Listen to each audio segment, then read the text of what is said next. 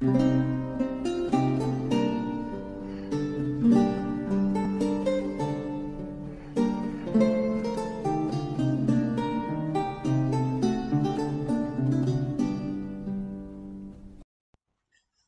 à tous, j'espère que vous allez bien. Donc on continue la suite du livre de Sid Fleischmann, Le Faiseur de pluie. Donc le prochain conte s'appelle Mac Broom, Le Faiseur de pluie. C'est triste à dire, mais il y a vraiment des gens qui n'en ont rien à faire de la vérité. Cet étranger, par exemple, qui prétend avoir été attaqué par des pivers en passant à dos de mule devant notre merveilleuse ferme d'un arpent. Eh bien, il avait un mot de vrai dans ce qu'il raconte. Il n'y a pas un mot de vrai dans ce qu'il raconte. Pas un. Ces pivers n'étaient que des vulgaires moustiques de la prairie. Et des petits encore. Chez nous, les moustiques sont si gros que tout le monde utilise du grillage de poulailler comme moustiquaire. Mais ne comptez pas sur moi pour dire du mal de ces créatures bzitantes et colériques, au nez piquant comme des aiguilles. Sûrement pas, car ce sont elles qui ont sauvé notre ferme de la ruine, l'année dernière durant la grande sécheresse. Et quelle sécheresse! Misère! Quand nos gamins trouvaient des têtards, il fallait qu'ils leur apprennent à nager vu que ça faisait une éternité qu'il ne pleuvait plus et qu'ils n'avaient jamais vu d'eau, les pauvres. C'est la pure vérité. Aussi vrai que je m'appelle Josh McBroom et j'aurais plus vite fait d'attraper un raton laveur par la queue que de raconter un mensonge. Maintenant, venons-en à la grande sécheresse. Comment elle est arrivée chez nous pas à pas? Comme d'habitude, on faisait les labours de printemps et comme d'habitude, les moustiques avaient éclos. À l'usage, ces vauriens suceurs de sang peuvent être de vrais enquiquineurs, mais on a appris à s'en débarrasser. Ces assoiffés se jettent sur n'importe quel breuvage pourvu qu'il soit rouge. J'ai donc crié aux gamins. Will, Jill, Esther, Chester, Peter, Polly, Tim, Tom, Mary, Larry et petite Clarinda. J'entends le bzz bzz des suceurs de sang. Vaudrait mieux planter un carré de betteraves en vitesse. Les betteraves, c'est notre salut. Quand elles sont mûres, les moustiques y plantent leur dard comme si c'était une paille. Et qu'est-ce qu'ils se régalent? Ils aspirent le jus rouge, les betteraves deviennent blanches, et nous les récoltons en guise de navets. Premier signe annonciateur de la sécheresse. Nos horloges se sont mises à pousser plus lentement. Il faut vous dire que nous, à la ferme, on fait pousser nos propres horloges. Des horloges légumes. D'accord, c'est peut-être pas facile à croire, mais quand vous aurez compris qu'on a un terreau drôlement spécial, vous y arriverez. S'il est fertile, notre terreau, gloire à Dieu, n'importe quoi y pousse, et à une vitesse stupéfiante. Grâce à lui, avant que cette incroyable grande sécheresse n'arrive jusqu'ici, on faisait 3 à 4 récoltes par jour. Bien sûr, les horloges qu'on fait pousser n'ont pas d'aiguille, pas de ressort, pas de cadran à chiffres, mais dans le principe, elles ne sont pas différentes des horloges habituelles. Un jour, j'ai fait tomber par terre ma montre gousset qui a la taille d'un dollar et quand je l'ai retrouvée, il lui avait poussé des racines et elle s'était transformée en un réveil matin gros comme 3 dollars. Seulement, depuis, elle n'a plus jamais été très précise. Ce sont les gamins qui ont découvert qu'on pouvait savoir l'heure d'après les légumes. Ils ont planté un pépin de concombre et, quand la plante rampante est sortie du sol, elle s'est mise à pousser avec la précision d'une horloge. Un pouce à la seconde, a dit Will, exactement comme la grande aiguille d'une montre. Les fleurs, elles, apparaissent en 1 minute, ajoutait-il, comme la petite aiguille. Ils ont recommencé l'expérience avec un plant de haricots verts pour voir si ça marchait aussi bien. Mais les haricots verts poussent un poil trop vite et fanent un poil trop lentement pour faire de bonnes horloges. Nous nous sommes donc limités aux horloges au concombre. Je me souviens du jour où ma tendre épouse Mélissa a voulu des œufs à la coque pour le petit déjeuner. Petite Clarinda a planté un pépin de concombre pour mesurer les 3 minutes de cuisson nécessaires. Mais avant que la plante n'ait fait 3 fleurs et pris 30 pouces, les œufs étaient durs. Je me suis écrié. Misère!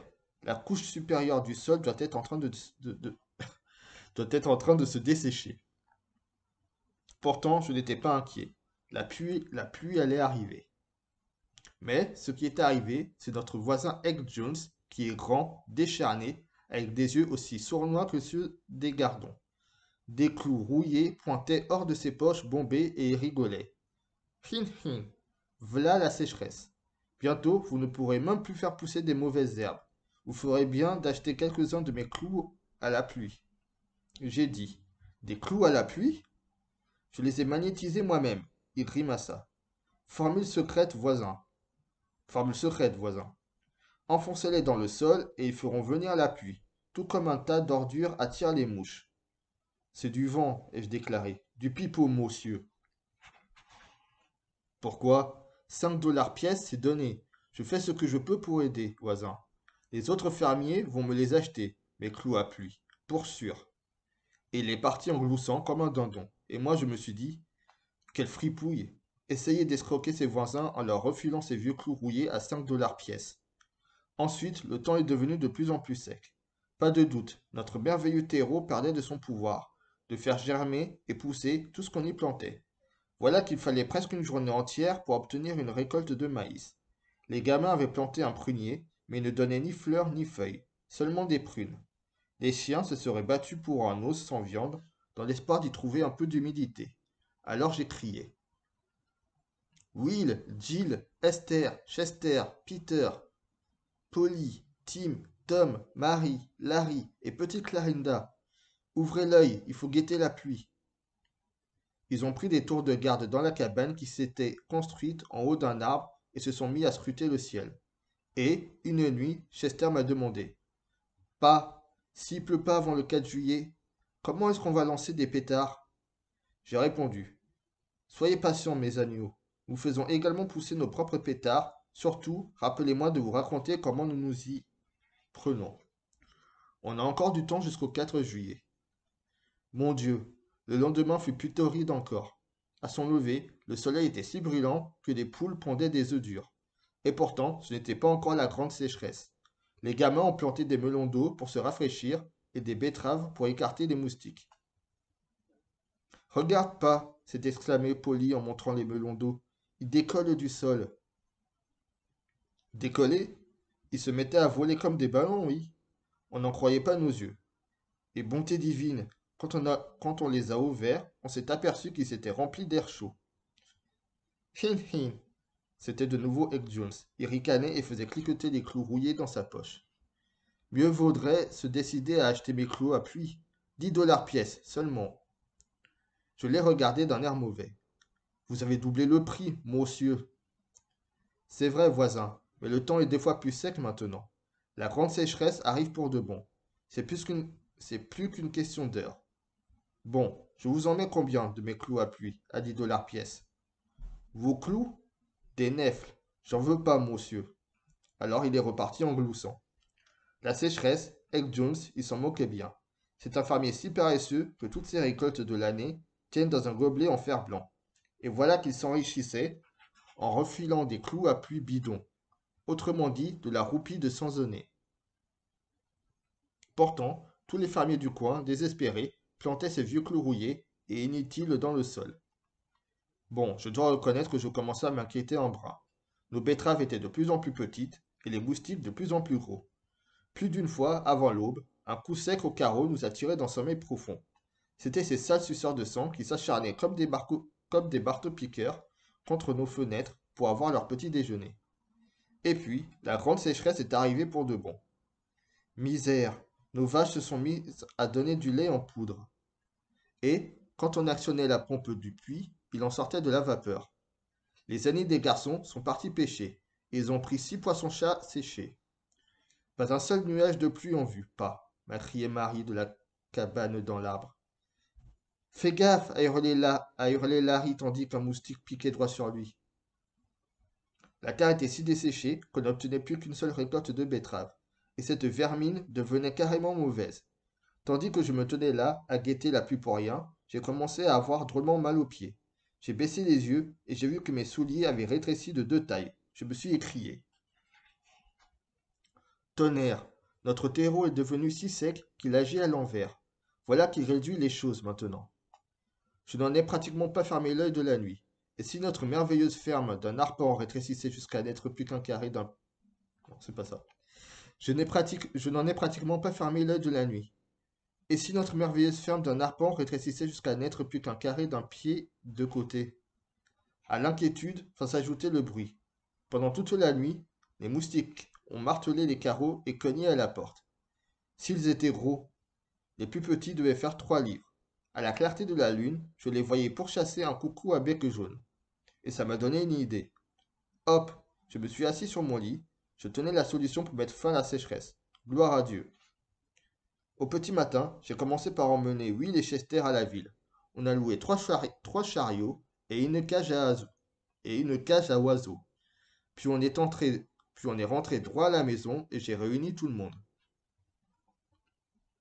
À vos pelles, mes agneaux, remplissez ces chariots de terreau. Les moustiques arrivaient en bataillon et leur mauvaise humeur augmentait d'heure en heure. J'ai entendu un gloussement. Egg Jones était de nouveau là. Hin hin, voisin. Alors on vide? On renonce? Pourquoi donc? Il me reste encore 3 clous. C'est votre dernière chance. Monsieur, ai-je répondu, vos clous rouillés, c'est de l'arnaque, un vrai attrape-nigo. Et moi, j'ai bel et bien l'intention de faire tomber un peu de pluie, et même d'en finir avec cette sécheresse. Hin hin. Il a rigolé encore un coup en tournant les talons. En 2 temps 3 mouvements, on était prêt à partir. Comme le voyage risquait d'être long, on a embarqué les paniers à pique-nique, des rouleaux de grillage à poulailler, sans oublier nos imperméables. Où on va, pas? M'a demandé Jill, de l'un des chariots. À la chasse, mes agneaux. Nous allons pister un nuage de pluie pour arroser ce terreau. Mais comment? M'a demandé Tim. J'ai retiré la cage à oiseaux de dessous le siège du camion et j'ai soulevé le tissu qui la recouvrait. Regardez cette bestiole à longue queue, toute perdue et terrifiée. Je l'ai trouvée ce matin sous un seau à lait. Elle essayait d'échapper au suceur de sang. C'est une vraie corneille de pluie, mes agneaux. Une corneille de pluie? A dit Marie. Ton oiseau, il n'a pas du tout l'air d'une corneille. Je lui ai répondu en souriant. C'est bien vrai, il a une tête de coucou à bec jaune et c'est ce qu'il est. Mais, tu sais, on l'appelle aussi corneille à pluie parce qu'il est capable de sentir l'arrivée d'une averse à 100 km. Dès qu'il en détecte une, il se gratte la gorge et se met à pousser des cris rauques. Il n'y a plus qu'à se laisser guider par eux. Impossible de trouver un oiseau plus silencieux que le nôtre. Nous avons fait des kilomètres et des kilomètres à travers la prairie, dans un sens et dans un autre, et pas moyen d'arracher le moindre croassement à cette corneille de pluie. Pourtant, la grande sécheresse avait fait des ravages. Tous les chiens qu'on apercevait, sans exception, avaient la langue pendante. Une fois, et une seule, 2 d'entre eux ont eu la force d'aboyer après nous. Un fermier nous a dit qu'il n'avait rien pu faire pousser depuis un an, à part des pommes de terre fumées. Et, lorsque nous sommes passés le long d'un champ de sorgho, le sorgho ce sont des graminées des pays chauds, les roues de nos chariots se sont pratiquement engluées. J'avais cru tout d'abord que nous étions passés sur du chewing-gum, mais pas du tout. C'était du sorgho mélangé à de la mélasse qui coulait en travers de la route. Jour après jour, on a convoyé nos 3 chariots à travers la prairie, et pas une seule fois la corneille n'a fait mine de s'éclaircir la voie. Les gamins s'impatientaient. Parle, corneille de pluie, murmurait Chester, désespérément. Gratte-toi la gorge, implorait Esther. Proas, disait Peter. S'il te plaît, insistait Marie. Rien qu'un petit piou-piou. Mais pas un nuage n'apparaissait dans le ciel. Et je dois confesser que je commençais à être un peu découragé. Plus que 2 semaines avant le 4 juillet. Une nuit, on s'est faufilé sous le grillage de poulailler, mais les gros moustiques se sont tellement acharnés contre lui qu'on avait du mal à dormir. On aurait dit le crépitement d'un orage de grêle. Mais enfin, à l'aube, je me suis levé d'un bond en riant.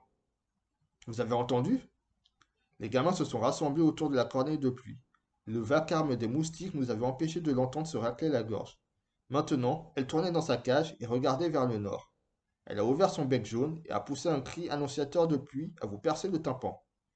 Coq, coq, coq, coq, coq, coq. J'ai hurlé. Prenez vos impairs, mes agneaux. Ils ont foncé vers les chariots. Nous avons soulevé une de ces poussières. Cet oiseau fixait le nord-ouest comme un chien pointe du gibier. Là-bas, un nuage s'était formé et presque aussitôt Jill s'était crié. Je le vois. Et les autres, chacun son tour, ont fait chorus. Moi aussi. Coq, coq, coq, coq, coq, coq. On a foncé droit sur cet unique nuage. Les gamins hurlaient et l'oiseau croassait. Gloire à Dieu. Les premières gouttes, aussi larges que des pièces d'un carter, se sont écrasées à terre. Fallait voir les gamins se déchaîner sous cette trombe d'eau. Ils levaient leur visage vers la pluie, ouvraient la bouche pour boire l'eau du ciel. Ils s'éclaboussaient et sentaient la boue glisser entre leurs doigts de pied pour la première fois depuis des siècles. Nous avons tous oublié d'enfiler nos imperméables et nous sommes retrouvés mouillés comme des poissons. Notre terreau, assoiffé, aspirait la pluie comme une éponge. C'était c'était un drôlement beau spectacle. Mais si on était resté plus longtemps, on se serait enlisé dans la boue. Alors j'ai crié. Tous au chariot, on rentre à la maison, mes agneaux. Pas un instant à perdre. On a retrouvé la maison où on l'avait laissée, et Egg Jones aussi. Il avait décidé de repeindre la sienne grâce à l'argent que lui avait rapporté la vente de ses clous rouillés. Il s'était même acheté, pour ce faire, une armure anti-moustique complète, et il déambulait avec en faisant un bruit de tôle terrible. Il a soulevé sa visière en acier et m'a demandé. Ça va comme vous voulez, voisin? On rentre pour mettre sa ferme en vente? Je vous fais une bonne offre. Un nickel l'arpent. La moutarde me montait au nez. Et puis quoi encore? Y a pas de mal à faire une offre. Si cette sécheresse ne s'arrête pas dans les 24 heures, tous les fermiers du coin vont vendre. 500 l'arpent. C'est mon dernier mot, voisin. Alors j'ai déclaré. 1. Notre ferme n'est pas à vendre. Et 2. La sécheresse se termine parce que je vais faire pleuvoir. Là, il s'est mis à ricaner pour de bon. La grande sécheresse n'en est qu'à la moitié. Vous ne voyez plus un moustique, n'est-ce pas? Mais ils vont revenir, et vous regretterez de ne pas avoir une armure comme la mienne. Même le maréchal Ferrand, ils l'ont chassé de son atelier. Ouais, et ils ont même utilisé sa meule pour s'aiguiser le nez. Vendez, voisin, et perdez pas votre temps à discuter. Je lui ai répondu. Jamais, monsieur. Mais j'ai foncé mettre Mélissa, ma chère épouse, et les gamins à l'abri, dans la maison. Puis j'ai pris une pincée de graines d'oignon, et j'ai été de chariot en chariot, en semer quelques-unes dans chaque chargement de terreau humide. Je ne voulais pas qu'il en pousse trop. Cela faisait bien longtemps maintenant que notre terreau fertile n'avait pas servi, et il avait hâte de se remettre au travail. J'ai pas eu le temps d'arriver à la maison que déjà les tiges pointaient.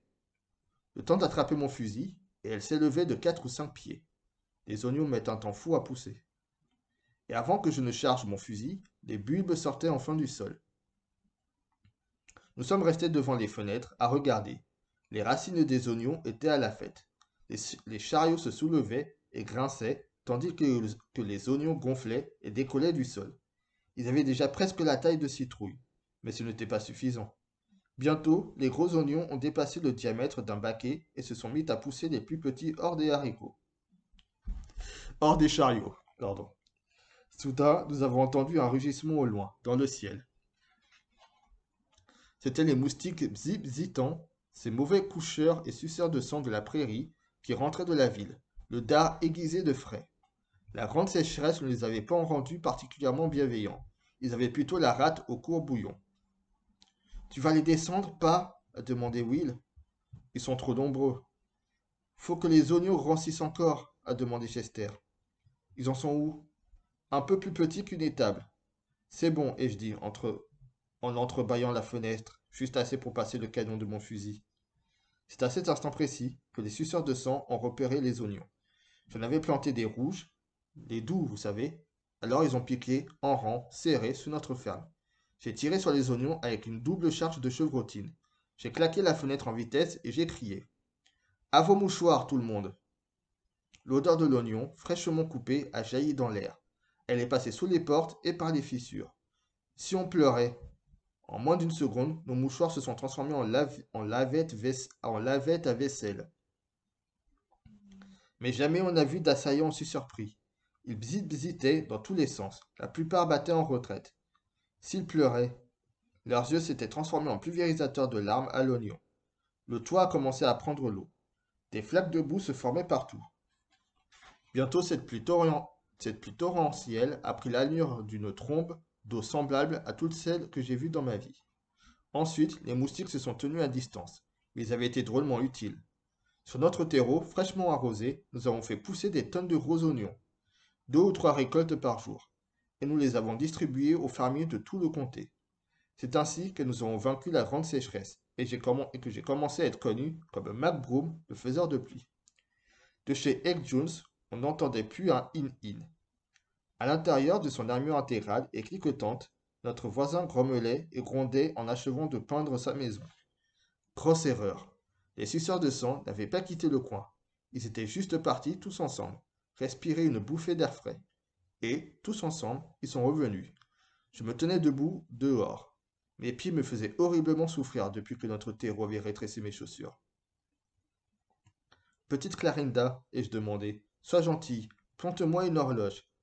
J'avais calculé qu'il fallait exactement 1 minute pour que mes chaussures poussent de 2 tailles. Elle a planté une graine de concombre au moment précis où les suceurs de sang revenaient. Des nuées et des nuées d'entre eux. Ils avaient les côtes saillantes et l'air vraiment affamés. Ils ont foncé sur la maison de... Ils ont foncé sur la maison de Egg Jones, comme si le voisin avait sonné la cloche du dîner. Ce combinard têtu n'avait rien trouvé de mieux que de repeindre sa maison en rouge coquelicot. Les gros moustiques se sont abattus dessus comme des faucons. Ils ont transpercé le bois avec leurs longs dards aiguisés à la meule. Et, à travers les fenêtres, on a vu Egg Jones flanquer des coups de marteau sur les pointes aiguisées pour repousser les assaillants. Oh, ça, cactait et égloussait, le voisin. Les suceurs de sang se sont mis à battre des ailes comme des coqs prisonniers. Ils étaient des milliers. Soudain, toutes ces ailes en mouvement ont soulevé la maison de plusieurs pouces. Puis d'un pied, j'ai... Puis d'un pied, j'étais surpris de voir le plancher rester au sol.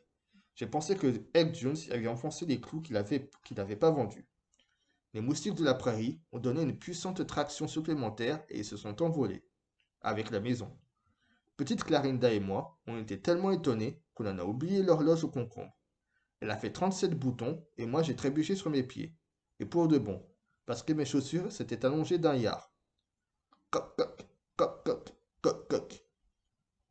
Gloire à Dieu, la pluie. Elle ne s'était pas fait attendre. J'en étais même presque désolé pour Egg Jones. Toute la journée du lendemain, on l'a vu marcher de long en large sur son plancher, sous les trombes d'eau. Les gamins ont eu un 4 juillet splendide. Ils ont lancé autant de pétards qu'ils voulaient. Ils tiraient des graines de radis sur le sol avec des sarbacanes. Vous savez à quel point les radis poussent vite, et dans notre terreau si fécond, on n'a pas le temps de faire un clin d'œil que déjà leur croissance est terminée. À peine les graines que tiraient les gamins touchaient le sol, que les racines s'y développaient et que les radis gonflaient puis explosaient. Ils fusaient exactement comme des pétards ordinaires. Et quel tapage! Misère! À la tombée de la nuit, un chat apeuré grimpait à toute vitesse dans un arbre et je suis allé chercher une échelle pour le faire descendre. J'ai réussi à atteindre les branches où il s'était réfugié et je l'ai attrapé par la queue. Et je vous mentirais si je n'admettais pas la vérité. C'était un putois. Et voilà, c'était la fin de l'histoire. J'espère qu'elle vous a plu. Donc il restera une dernière histoire qui s'intitule Le zoo de McBroom et le livre sera terminé. Je vous souhaite une bonne journée et je vous dis à bientôt. Bye bye.